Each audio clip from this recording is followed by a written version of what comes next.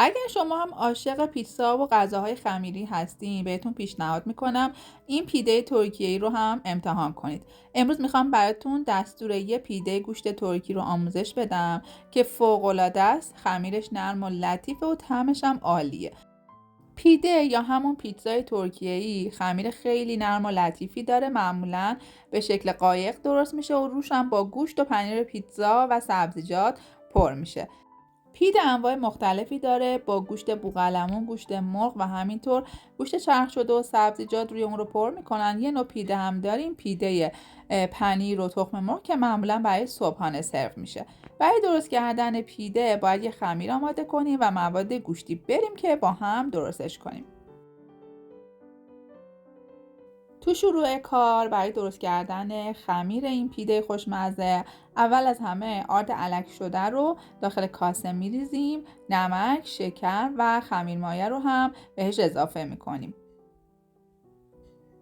مواد خوش رو که به آردمون اضافه کردیم با یه قاشق چوبی اون رو هم میزنیم و مواد رو با هم ترکیب میکنیم.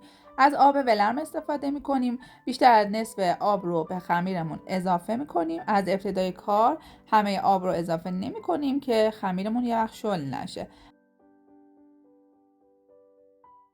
یه کمی که مواد رو با هم مخلوط کردم، حالا باید خمیرم رو ورزش بدم. با دست خمیر رو ورز میدم. ابتدا مواد خشک رو با کمی آب مخلوط کردم، اونقدی هم میزنم و در ادامه روغن میریزم، دوباره مخلوطش میکنم تا ببینم که خمیرم چه مقدار خشکه و چقدر دیگه باید بهش آب اضافه کنم. حالا کم کم من آب رو میریزم تا ببینم که آبخور آردم چقدر هستش و هیچ وقت آب رو یک دفعه به خمیرم اضافه نمی کنم، چون اگر خمیر شل بشه و نیاز باشه که بهش آرد اضافی اضافه کنم کیفیت خمیرم پایین میاد. کم کم آب رو اضافه و مخلوط می کنم.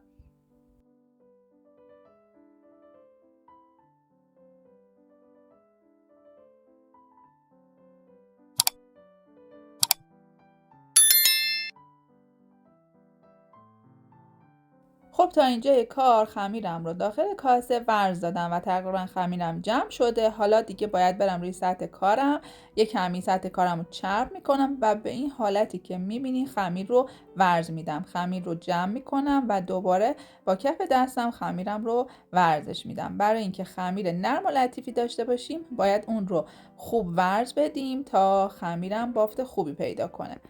اگر با دستگاه خمیر رو ورز میدین 5-6 دقیقه کافیه و اگر با دست ورز میدین حدوداً 10 تا 12 دقیقه خمیرتون رو ورز بدین. ببینید تو این لحظه من احساس کردم که خمیرم خشکه، باز هم چند قطره بهش آب اضافه کردم و دوباره خمیرم رو ورز میدم.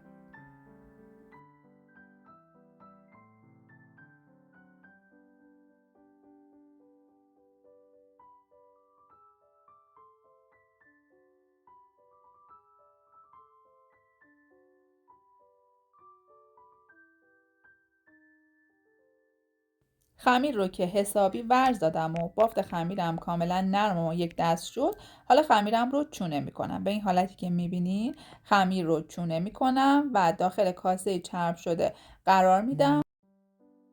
بعد اینکه چونه خمیر رو داخل کاسه چرب شده قرار دادم، روش رو سلیفون میکشم و کامل کیپش میکنم و داخل محیط آشپزخونه اگر هواش گرم هستش اون رو به مدت 1 ساعت تا 1 ساعت و نیم استراحت میدم تا حجم خمیرم 2 تا 3 برابر بشه. اگر محیط آشپزخونهتون سرد هستش اون رو داخل فری که خاموش هستش هم میتونین قرار بدین. ببینید اینجا بعد از 1 ساعت و نیم خمیر من حسابی حجم گرفته. من پف خمیرم رو میگیرم و اون رو به سطح کارم منتقل میکنم. یه دور دوباره خمیر رو ورز میدم تا هوای اضافهش گرفته بشه و اون رو به 2 تا چونه تقسیمش میکنم.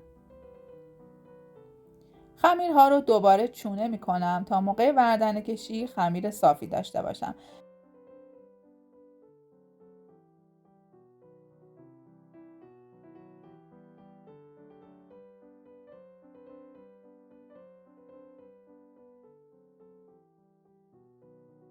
حالا تو این مرحله دوباره روی چونه‌های خمیرم رو میپوشونم، روش رو پارچه میذارم، 1 ربع دیگه به خمیرم استراحت میدم.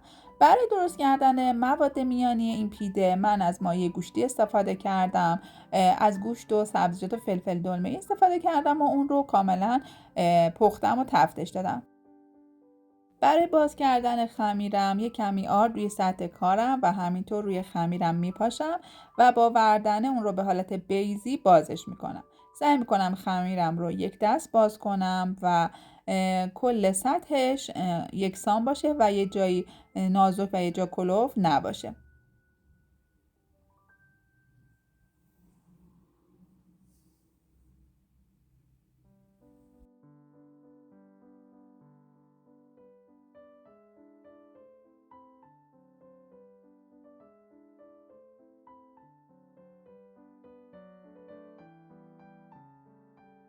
خمیر رو که یک دست کردم و به شکل بیضی و قایق درآوردم اون رو به سطح سینی کارم منتقل میکنم. سطح سینی کارم رو کاغذ نسوز گذاشتم و خمیرم رو به اون منتقل میکنم. دوباره خمیرم رو شکل میدم و به حالت بیضی درش میارم.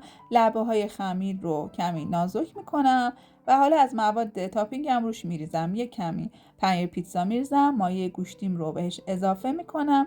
معمولا توی ترکیه برای درست کردن پیده از گوشت خام با ترکیب سبزیجات و فلفل دلمه‌ای و ادویه ها استفاده میکنم، ولی خب معمولا خیلی با ذائقه ما ایرانی‌ها جور نیست. ترجیح من اینه که مایه گوشتیم کاملا پخته باشه و اون رو روی پیدم میریزم. برای ریختن مایع گوشتی باید از کناره‌های خمیر فاصله داشته باشه و به این حالتی که می‌بینید لبه‌های خمیر رو روی موادم میارم و به اون فرم میدم.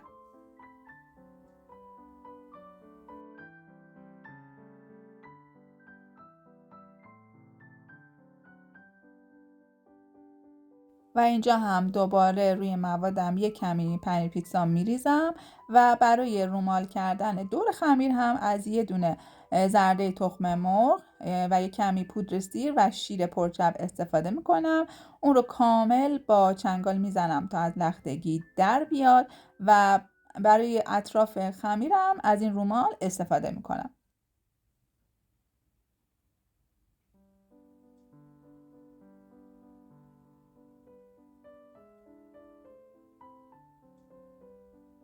حسابی دورای خمیرم رو با رومالی که آماده کردم کاور میکنم. برای درست کردن رومال اگر تخم مرغتون از اون نطفه های سفید داخلش داشت حتما سعی کنید جدا کنید که بوی بدی نده و رومالتون خوش عطر و خوش طعم‌تر باشه.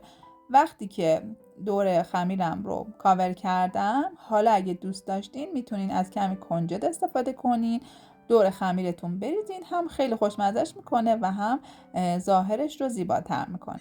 کنجد رو بریزین. دیگه خمیر ما آماده است. فرمون رو هم از قبل گرم کردیم با دمای 220 درجه. فرمون حسابی داغ شده. پیده رو داخل فر طبقه وسط قرار میدم تا زمانی که دورای خمیرم کاملا طلایی بشه و یه پیده خوشمزه و خوش عطر و طعم رو تحویل بگیرم.